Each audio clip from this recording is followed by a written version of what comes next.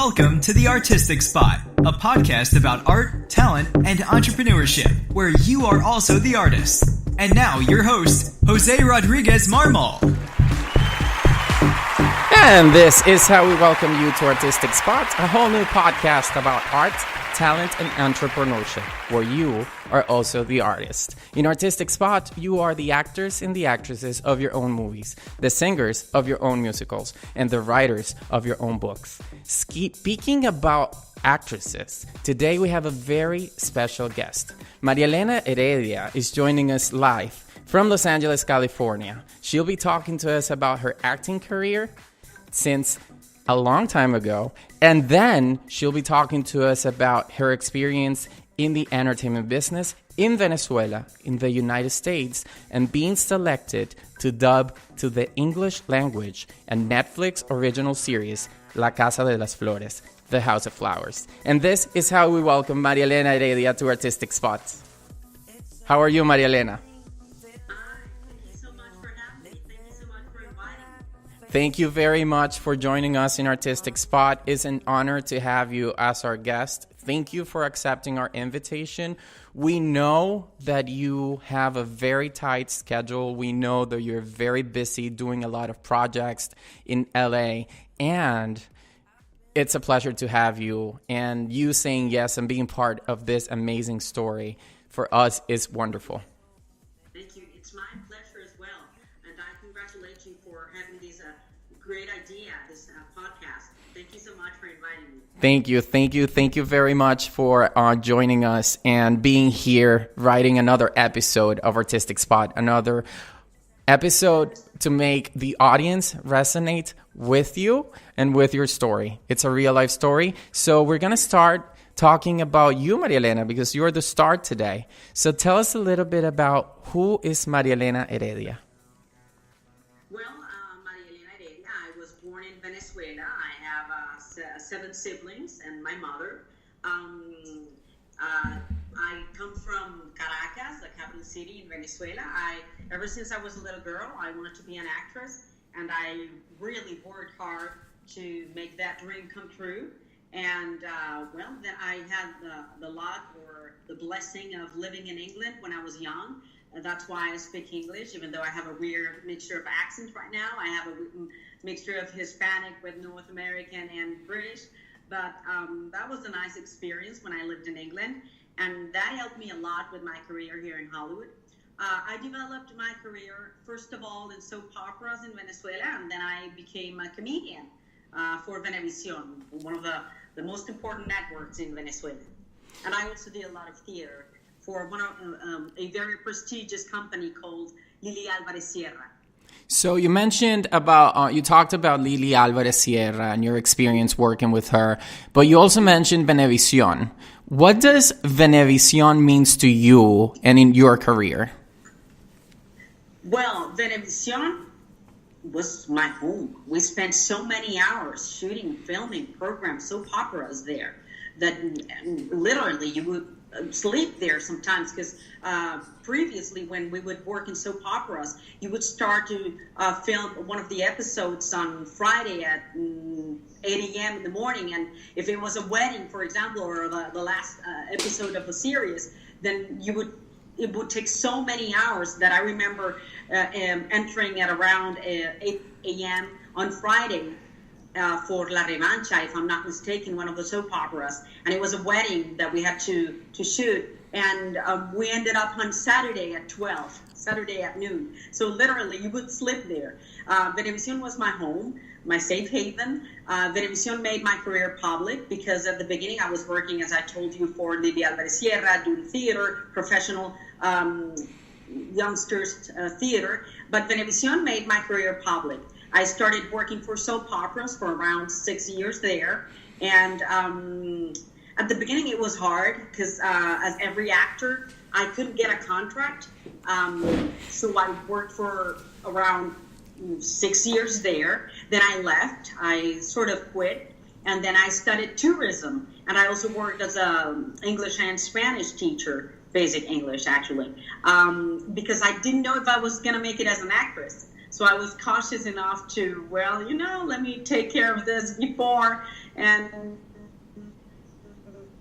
be cautious of something else, because I didn't know if I was going to make it. So after that, when I studied tourism, I went back to Venezuelan, but instead of working for soap operas, this very famous actor, Luis Rivas, took me to I was working in the station, and he saw me and he took me to the comedy program studio, Severissimo, and he told the producers, hey, test this girl, give her a sketch. And that's what they did. They gave me a sketch of a nurse, and that was my first sketch for Severissimo, and the rest is history. So you talked about being in soap operas and basically then retiring and pursuing a career in tourism, and then being an English and Spanish teacher, and then going back to the TV, but now as a comedian. So what is the difference, Maria Elena, between being a comedian and being in soap operas? Well, in every case, you create characters. That's a similarity. It's a passion. It's fascinating in both scenarios. But I think doing drama, I always think about this. Doing drama, it hurts yourself as a person as well, even though as an actress. Because imagine playing the character of a mother that loses her kid. I mean, you become attached to that. Even though you're creating, even though you're an actor, you really become attached to that. As opposed to working as a comedian, all you'd have to do is laugh. Actually, I always expressed that when I worked for Severissimo, for example, the moment I received the scripts, I was laughing. When I got to the rehearsals, I was laughing. When we were actually filming or shooting, we were laughing. And in the middle of it all, with all of my friends, they were comedians, so we were laughing. So what other best or better job I could ask for than being a comedian? That doesn't mean that I don't like drama. I love drama, especially now that I'm here in Hollywood. But I would say that's a significant difference. So that significant difference, and how important is for Maria Elena to laugh and to make people laugh? What's the importance of happiness and smiling and laughing to you as a person?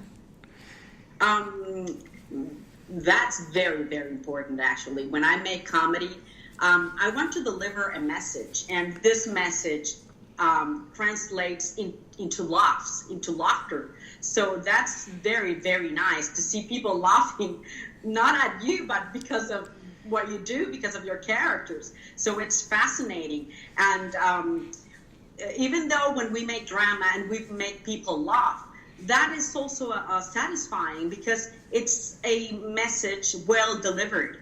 So, but in comedy, it's very relaxing and very relaxing. Actually, I remember when I used to work for Heredia,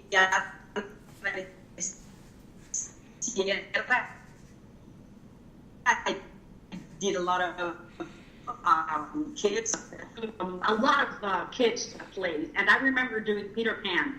My character was Mr. Smee. It was not a woman; it was a man, Mr. Smee, the famous Mr. Smee from Peter Pan. And I remember that was so important in my career. That was one of the pivotal moments in my acting career as a teenager doing theater, because I recognized that I could not only play or portray women as characters, that I could also portray this funny, chubby, little guy that was Mr. Smee from Peter Pan. So we have, that we're going live through social media on Instagram and Facebook, RJJ and Design on Instagram and JJ Art and Design on Facebook. And one of our viewers through social media is asking you, how important is for Maria Elena to laugh in your life? Daily. I do it daily. One of my mottos would be, I want to be happy. I want to be happy, and I laugh a lot, and I think that's why I might look younger than I am actually. I love laughing. In fact, I laugh at myself every day.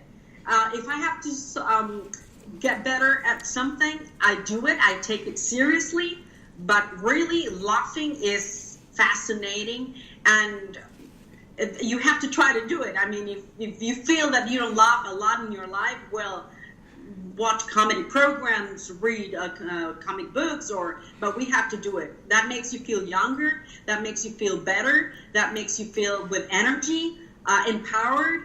So we really have to try to do it, because problems come easily and problems come for free. So we really, really have to work on that. I mean, trying to laugh. You mentioned that being happy, it's your motto. But what is your biggest inspiration? Commonly, you would say that there are specific characters or personalities or people in the world that are your inspiration. I remember that when I was younger, as a comedian, of course, my inspirations were, for example, Carl Burnett, Lucille Ball, Goldie Hawn, and in Venezuela, of course, the famous comedians like that, then whom after became my friends, my very, very beloved friends. For example, Nelly Pujols, Gabriela Rodriguez, Betty Haas, Margot Pareja, Romeo Agüero, all of them, and Irma Palmieri, and even the younger comedians like Gabriela Fleri, Andreina Alvarez, Emima Armiwet, all of them. They became my friends after that, but they were my inspiration. But to be honest, when I analyze what is my inspiration of being an actress, what's inspiring to me, it's the outcome, the results, specifically talking about Hollywood, the outcome, the results of these huge, wonderful projects like movies and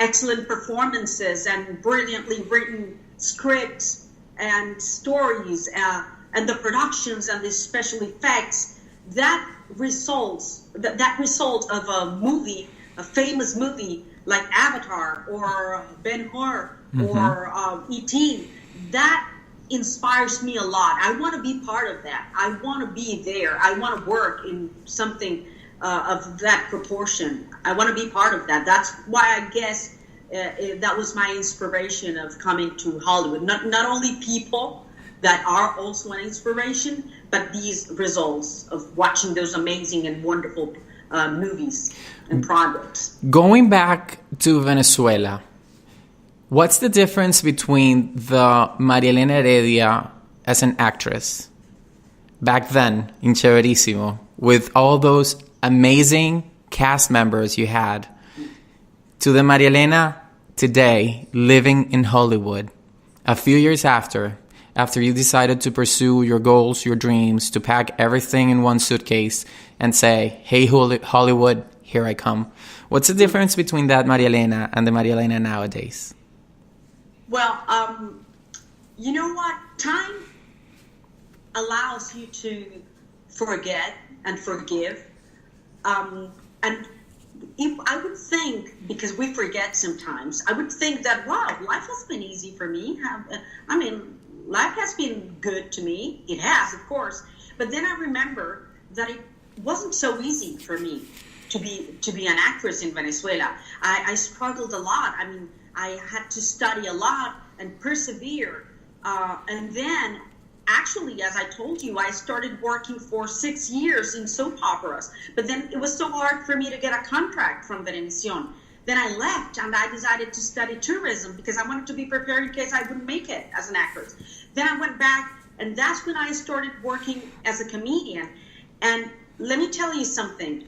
Venezuela had, by that time, only two major networks, Radio Caracas and Venevisión. And the way that I compare it to my life right now here in Hollywood, it's that if I was able to make it in one country where there were only two major networks, and I became one or an actress in one of those major networks of two, why can't I make it here in Hollywood?